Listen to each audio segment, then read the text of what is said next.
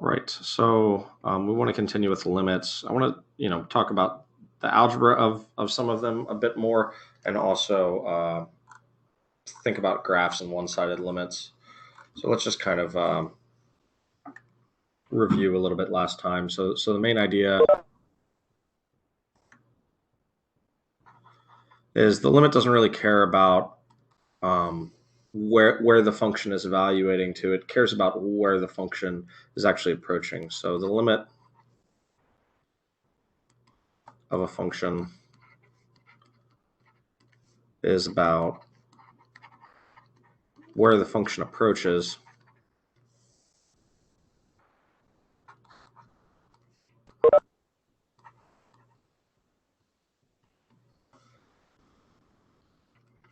not where the function actually exists.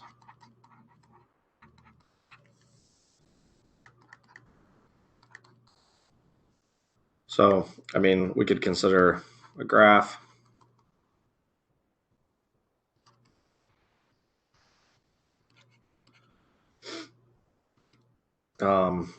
Maybe we have a function with a jump discontinuity as we saw before.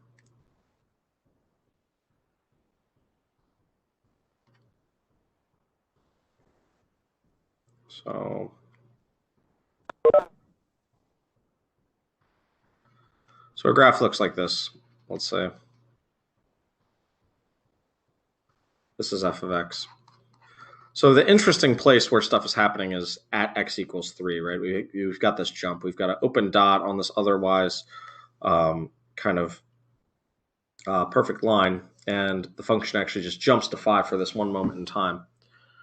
Well, you could talk about what is the limit as x approaches 3. So basically we can say, note that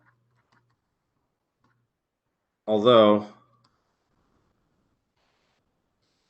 f of 3 equals 5, if you looked around it and you didn't know what was happening at this point, you would expect it to just be a complete uninterrupted line. So that's what I mean. If you were moving from right to left or left to right, you would expect the function to actually exist at this open dot, not at the shaded dot. So the function does not appear to approach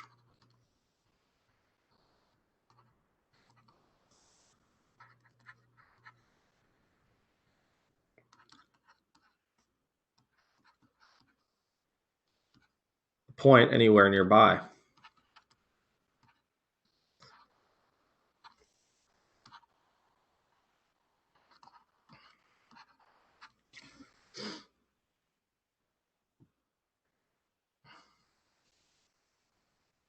So the graph appears to approach the open dot.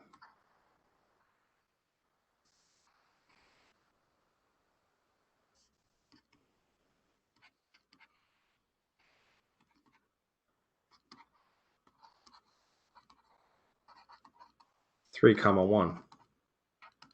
So for that reason, and again, we talked about the notation last time, we would say the limit as x approaches 3 of f of x is actually that y value of 1 and not 5. Again, remember, this can also be written just with the arrow notation. Gosh, sorry. So also, this may be written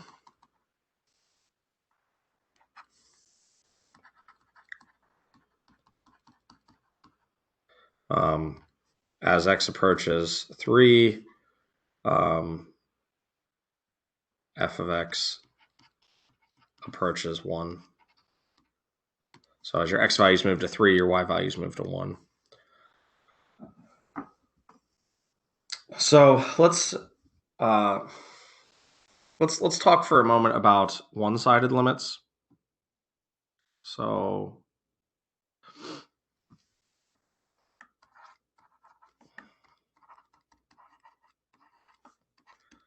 and we'll just start with a kind of motivational example.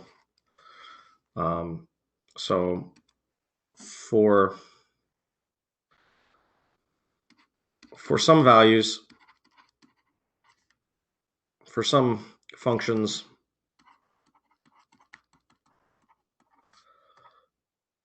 limits may not exist.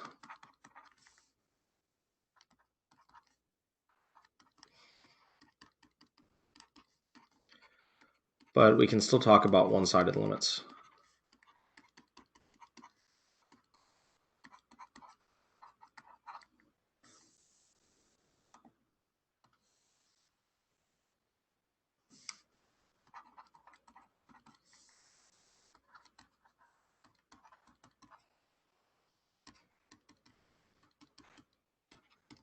So this will help you kind of understand the graphs a bit better. So let's look at a example of this. Let's say consider so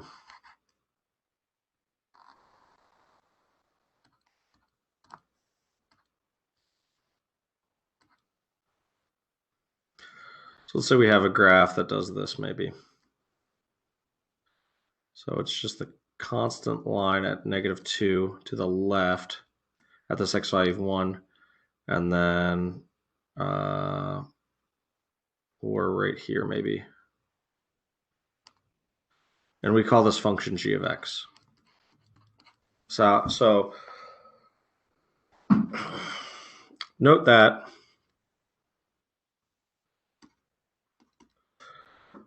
as x goes to 1, g of x approaches two different y values.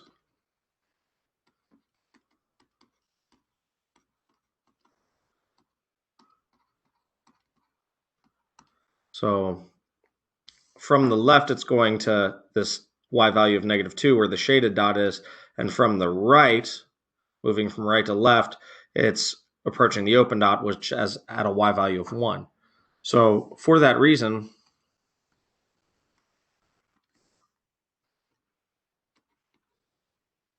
if you talk about the limit as x approaches 1 of g of x, we would say this does not exist, right? This means just does not exist. So these quote-unquote two-sided limits are not guaranteed to exist. But it's quite clear that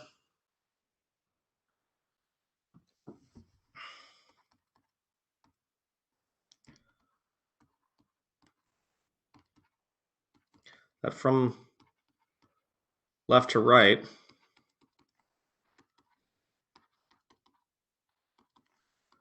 g of x approaches the shaded dot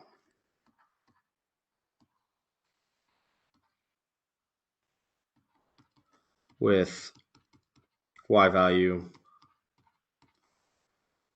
equal to -2, and from right to left,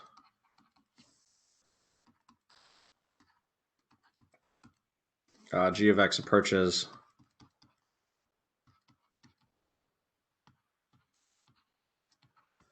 the open dot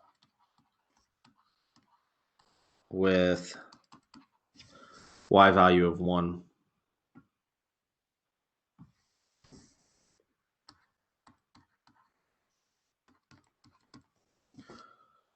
So we have notation for this. This is known as the one-sided, these are known as the one-sided limits. So the notation, basically what you do is you superscript the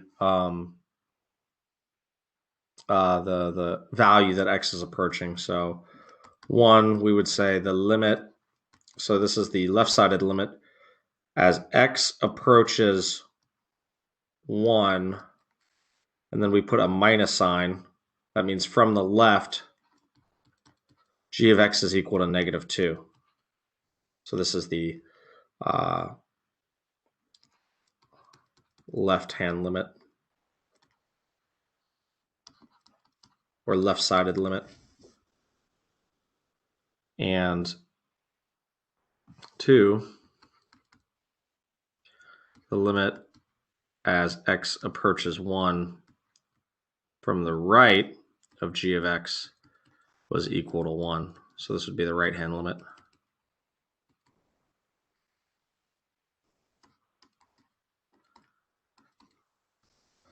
So there's basically a fact is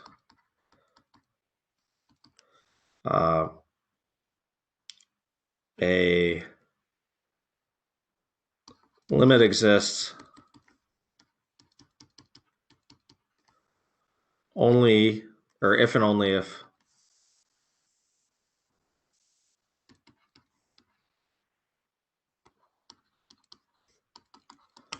it agrees,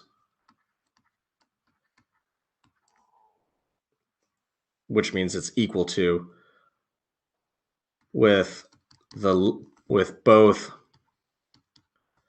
the left and right limits at that x value.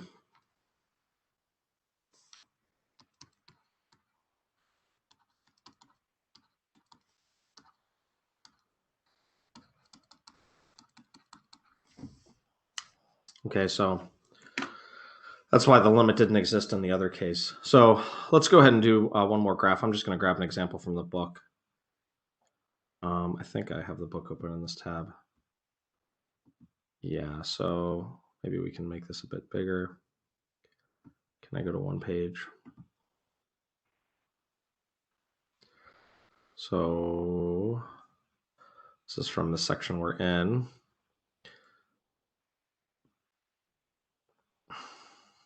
As you can see, we've got some limits here. So let's go ahead and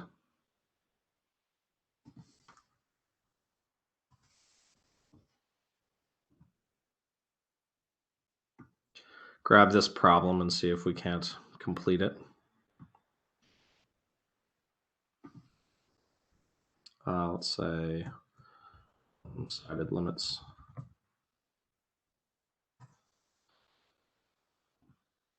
So let's go ahead and look at this problem.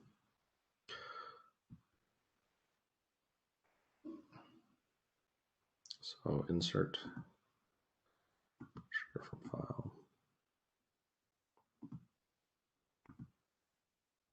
Let's grab you, bring you over here.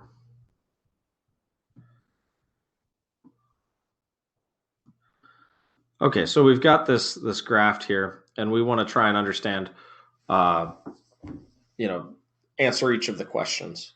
So this will help you understand the correspondence between kind of limits and their graphs. So we've got this function. Basically, it's continuous everywhere except for that x value of 3, where we've got a bunch of different things happening. So let's just kind of go through these. So A, we've got the limit as x approaches 0, a two-sided limit of f of x. So 0, we're just right here at 3. So the red line, it's continuous over that region around the point. So we just know that has a y value of 3 right there. Continuous makes it very easy. For B, we've got one of these one-sided limits though. So x is approaching 3 from the left.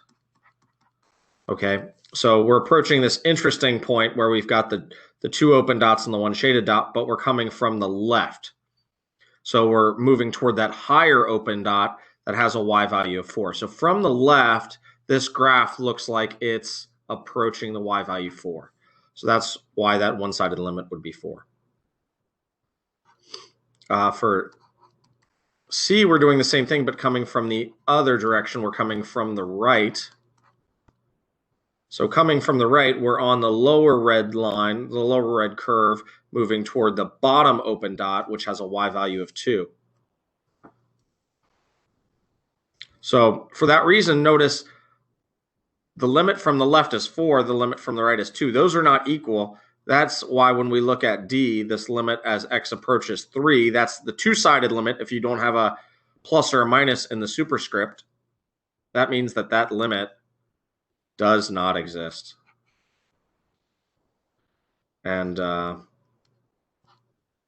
f of 3, where does the function actually occur at? If you would evaluate the function, it's exactly where the red dot is. So the actual value of the function is this red dot, which is 3.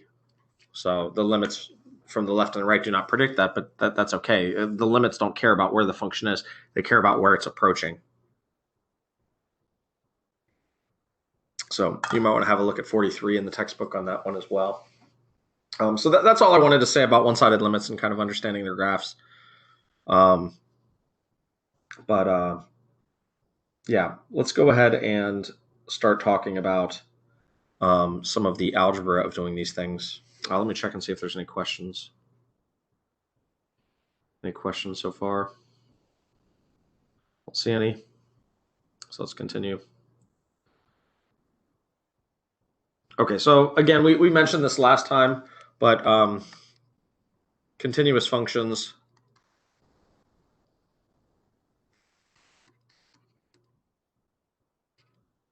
represent an easy case for evaluating limits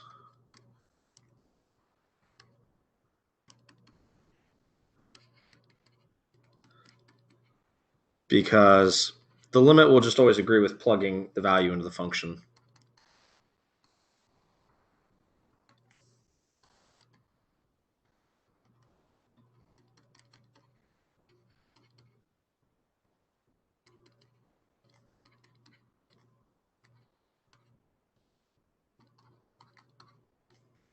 So if you know the function's continuous, which lots of classes of functions are, we talked about that last time, polynomial, exponential, logarithmic, linear, rational functions on their actual domain, things like that.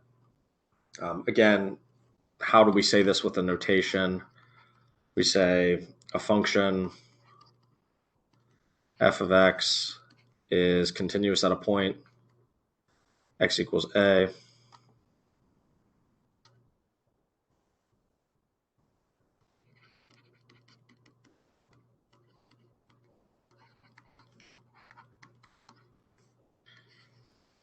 If and only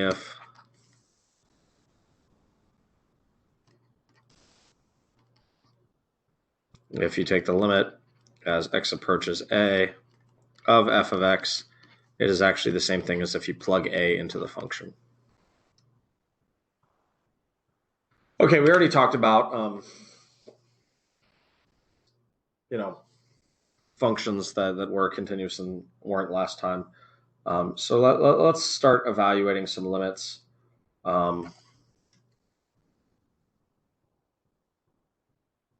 That we had last time. So I just want to go through a handful of examples again. Continuous functions you can just plug things into. Things that are limits where you're trying to evaluate where, say, you're dividing by 0. If you just plugged it in, you're going to have to use some algebraic trickery. So that's something that's very common and is going to come up with a derivative as well. So we're going to practice just evaluating some limits.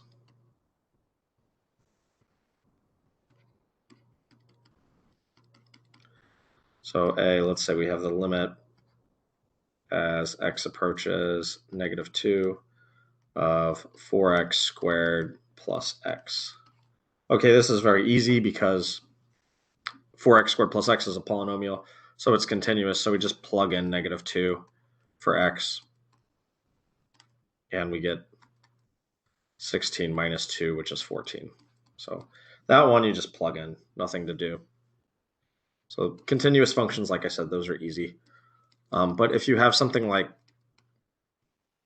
the limit as x approaches 2 of x squared plus x minus 6 over x minus 2, if you tried to plug this in directly, you'd have a problem because you'd be plugging in 2 minus 2 into the denominator, and that would cause division by 0.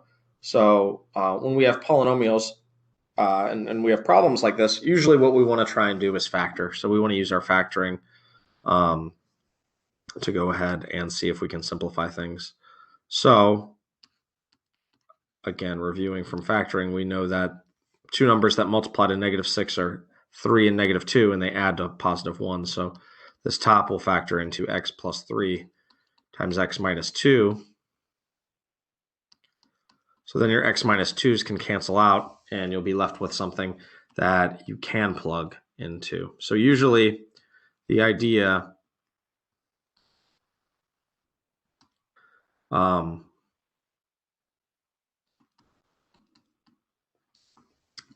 is to eliminate the problem by one of a variety of tricks. And the ones that usually come up are either expanding or factoring, multiplying by the conjugate, or getting a common denominator. Those are the most common tricks that you'll see.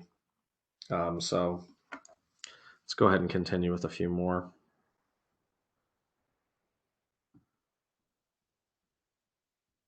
This is kind of like the algebra of limits.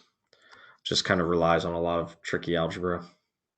So let's say the limit as x goes to minus 3 of x squared minus 9 over 2x squared plus 7x plus 3. So again, you just need to factor. The top is a difference of squares, and the bottom you would factor using the grouping method. So if you are rusty on that, I think that was section 1.5 where we covered that. So the top, x plus 3 times x minus 3, difference of squares. And then the bottom, I'll tell you what the factors turn out to be. X plus 3 times 2x plus 1. Again, you can check if you initially plug in negative 3, it makes the denominator 0. You would get 18 minus 21 plus 3, which comes out to 0. So that's why we have to factor. And the problem is this x plus 3 term. Negative 3 plus 3 makes 0, but it cancels. If you don't get cancellation like this and they ask you to evaluate a limit, then probably you're going to end up with something where the limit doesn't exist. But for all of these nice examples, usually via factoring, something will cancel out. So then just plug in your negative 3 for the remaining x's. And we end up with negative 6 over negative 5, which is simply 6 over 5, or 1.2. Okay, so kind of maybe I can space this out a little bit. D, let's say we have the limit as h approaches 0 of 4 plus h quantity squared minus 16 over h. Now again, that h in the denominator is a problem because if you plug in directly, you're going to get division by 0. So this one we're not factoring, we're trying to expand. So expand, hopefully we can cancel out that 16 because that can't be factored with anybody. I guess you could factor it directly as a difference of squares and that would work. But let's stick to expanding. I think that would be the inclination of most people. So remember, 4 plus h squared is 4 plus h times 4 plus h. So you actually have to FOIL that out. So that comes to 16 plus 4h, which is plus hh plus 8h plus h squared minus 16. So your 16s cancel, and all the remaining terms in the numerator have an h in them, right?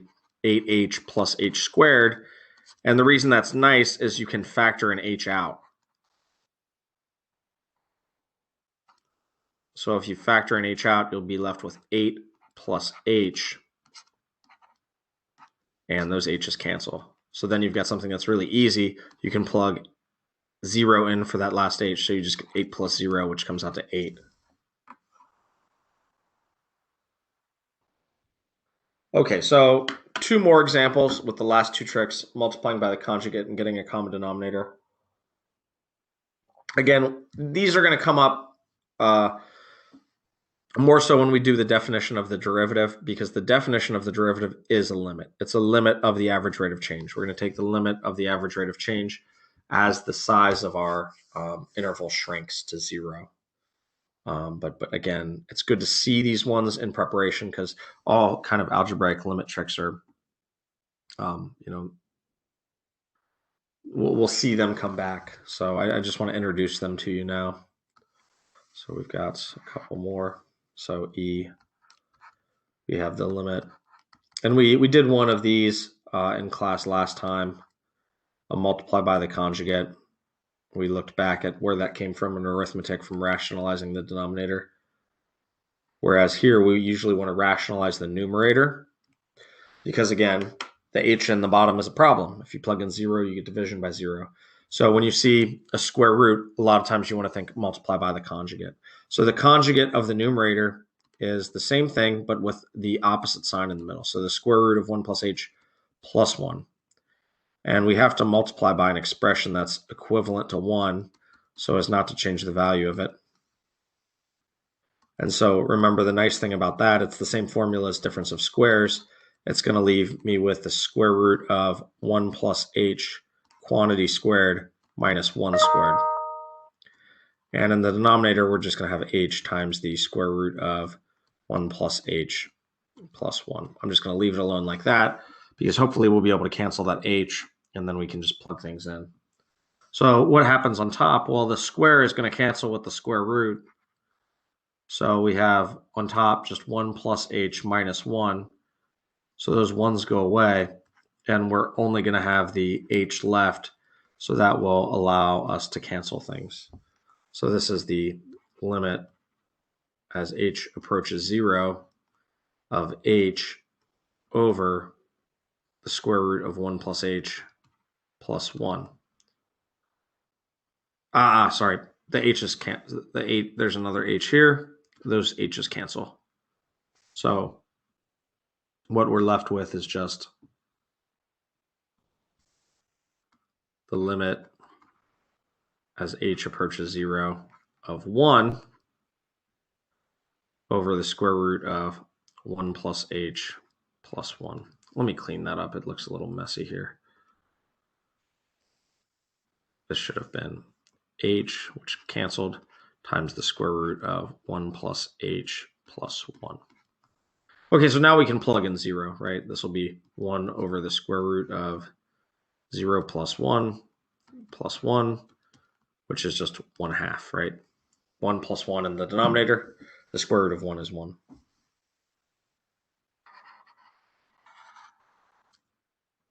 Okay. For part F, we have the limit as x approaches minus 4 of 1 over 4 plus 1 over x over 4 plus x. So again, plugging in -4 leads to division by 0. So what we need to do is we need to get a common denominator here. So we want to get a common denominator of the 1/4 and the 1 over x. So we take 1/4 and we multiply by x over x, and we take 1 over x and multiply by 4 over 4.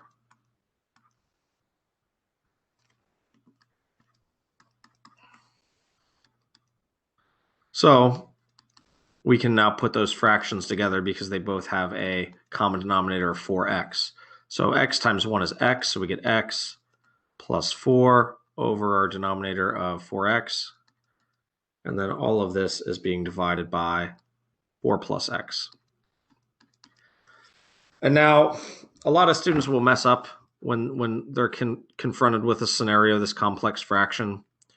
I would say it's best to think of this happening first because you would divide x plus 4 divided by 4 plus x, and then you can think of this one as 4 plus x over 1. And then maybe that'll simplify things because what you have is you have one fraction divided by another fraction. And when you do that, remember you can change, if you have a over b divided by c over d, you flip the second fraction over and change it to multiplication. So this would be the same as the limit, but with x approaches minus 4, and we would have x plus 4 over 4x times, flip over the bottom fraction, 1 over 4 plus x, or x plus 4. So we've now canceled that x plus 4. And that was the goal because that was what was causing the problems when we plugged everything in. So we get, when we plug in -4 for x, 1 over 4 times -4, which comes out to -1/16. And that's the limit there. So in the next section, we'll be defining a derivative via limits. And we'll have a couple of examples where we do these limits again, but in the long run, we're going to end up with some shortcut rules to evaluate the limits. So we're only going to be encountering them, one more time, and then maybe a question on on a test or something like that. But basically, to summarize,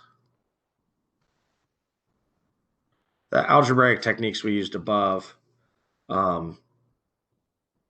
So we used basically three main algebraic tricks.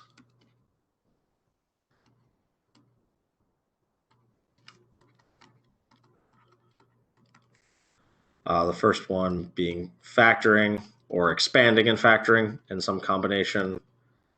The second one with the square root, we saw that we were multiplying by the conjugate.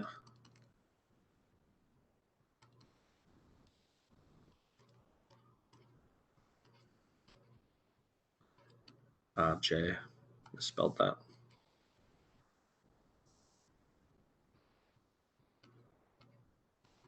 And then the third one with the complex fractions, we were getting a common denominator.